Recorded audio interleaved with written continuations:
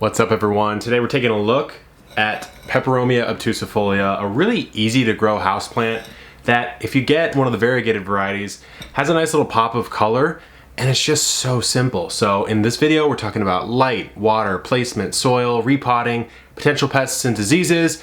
We're going straight through, so come along and let's learn how to care for this awesome plant. So this is a plant that is endemic or native to Mexico and South, more predominantly in South America. It's an epiphytic perennial plant. And what epiphytic means is basically that it makes use of the forest undercanopy. It's growing without the use of classic soil. It's kind of like an orchid in that sense, where it'll make use of debris that will collect in the, there's the trunk of the tree and then you've got the branches. It might show up right there, kind of closer towards that bottom of the trunk.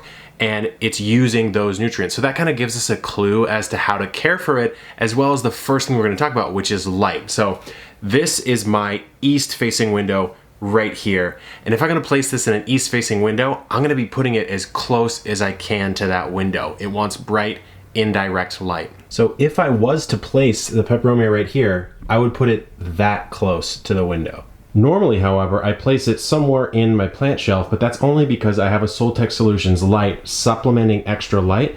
Otherwise, that's quite far away from my window, and I wouldn't actually recommend putting it that far away.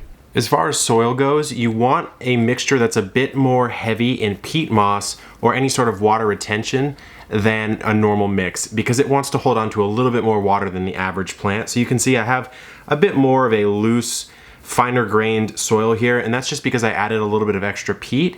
And then for watering, I just do the same thing that I do with most other plants, is I water it really lightly, and you see I can wait and just let it seep in a little bit. Sometimes when peat dries out, it can be a little hydrophobic, so you have to kind of let it seep in for just a minute. I call it the water weight water technique, and it's not even doing it that much. It can take a little bit if it's exceptionally dry, but let's pretend like it has seeped all the way through, and what I'll do is then I'll come in and give it a little bit of a deeper water. And that's because if you don't do that, the water can kind of just run through open pockets and it'll just drain straight through, and then of course you haven't really moistened the soil at all. You've just poured water through your growing medium. So we'll give it a nice little water, about an inch a week or so, or when it's dry to about there, I would say, is a really good time to water it. But it's also a plant that prefers a decent amount of humidity. So what I like to do sometimes is I'll just dump a little bit of extra water down here in my saucer, and that allows water to wick upwards through the container, but also it creates a local humidity that's a bit higher around this plant than it would be if I didn't add the water down there. So fertilization wise, the same rules will apply to this plant as would apply to many houseplants. It's not 100% necessary, but if you want to, you could use a diluted half-strength all-purpose fertilizer, and you could put this in maybe once or twice throughout the year, spring and summer. Basically, whenever the plant's growing is when you would like to fertilize it the most. As it moves into fall and winter, you can kind of chill out and you don't need to fertilize it that much. But again, you don't even really have to. You could, of course, just repot this if you wanted to and add a little fresh potting mix with some more organic matter. That would do the job of fertility. But again, the root system on this isn't too big. It doesn't get too crazy, and it doesn't really have the need to be repotted too often. There's a lot of plants that either get root bound really quickly and don't like it, or get root bound really quickly and do like it.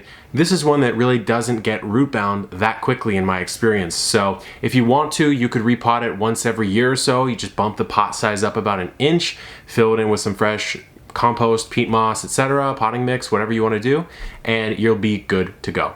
So as far as general care and troubleshooting, if you want to prune this plant, you can, because you'll notice that as this grows, it just gets a little spindly. So we've got one main stem coming out this way, we have another one coming out here, this one's starting to make itself known. And if you'd like, what you could do is you could pinch off a growing tip to promote a little bit more bushiness if you wanted to manage it. I personally kind of like this sprawling look, so I'm gonna leave it as is, but you could refer to a couple different videos I have on how to do that. How to prune basil is a really good one, just giving you the basic principles of how to prune a plant like this, where you're snipping the growing tip and promoting a little bit more bushiness. You can see it, there's already some new growth coming out right down here. So even if I was to get really extreme and give this a big haircut and take something like this off, you know, eventually this would start to replace it. And it looks like this is coming up a little bit more straight anyways. So if you do prefer that more manicured look to the plant, then you could get a little ruthless with it. I know a lot of people don't really like to hard prune their plant babies. I'm personally not someone who is naming my plants or is talking to my plants. I'm sort of looking at them as an organism and caring for it in that sense. And that sometimes means that I got to give it that hard prune, right? So you could do that. As far as troubleshooting goes, not a lot of pests will really affect this. I would say just be wary for many of the common houseplant pests, scale, mites, mealybugs, whiteflies, these sorts of things. I don't really find that even if I do have a pest issue on some of my other houseplants that this one even has a problem.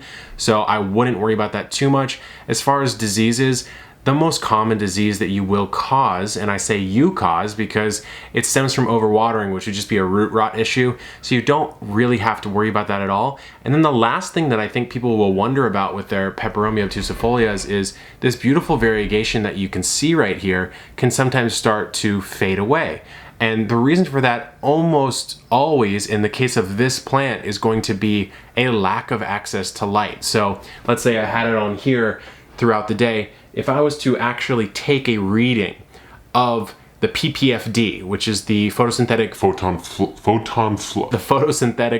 flux density, it's a mouthful of a word to say, but basically what that is the amount of photons in the usable light range for plants for photosynthesis that's actually here right now with no additional light except for this east window and this north window. It would be quite pathetic and it wouldn't be anywhere near what this plant actually needs to grow. So that's why I have my Soltech Solutions light, which I'll turn on right now so you can see the boost in pure light that's starting to come out. So here you can see the Soltech Solutions light is on and it puts out quite a bit of light, but remember, plants don't see light the way that we do. Plants actually see light as an energy source and they evaluate it and they use it for photosynthesis if it's within the right wavelength, 400 to 700 nanometers. I know I'm getting nerdy on you guys. And if there's enough of it, if there's enough density of those photons actually hitting the plant leaves, right? So that's why it's so important as far as light placement. And that's why you might see the variegation on your Peperomia obtusifolia start to fade away because you say, oh, it looks bright enough, but the plant reacts in a much different way, right? They don't have eyeballs. They don't make a subjective call like that. They make a call based on how they actually work. So if you do see that variegation start to drop, I would say take it and move it closer to the window and see what happens.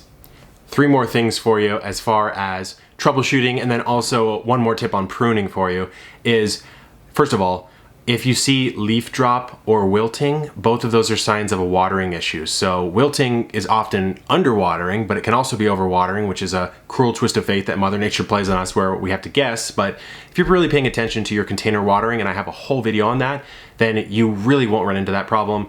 The other thing is if you get leaf drop is almost always an overwatering issue, so make sure you're not doing that. And then finally, I mentioned that you can prune this plant to promote a little bit more bushiness, but there's really no sense in pruning and wasting that pruned tip. So if you're taking one of the growing tips off, it makes a lot of sense to go ahead and try to propagate it, right? So if you guys enjoy this, let me know if you'd like to see the propagation video, because I can certainly take a cutting off of this and propagate it and show you guys exactly how to do that. And if not, totally cool, I won't do it. But that's how to care for this plant. Again, it's a really easy care plant, bright indirect light, decent amount of water, and a little bit more peaty of a soil mix. You should be all good. Very low maintenance perennial. So hope you add it to your garden. Good luck, keep growing, and I'll see you in the next one.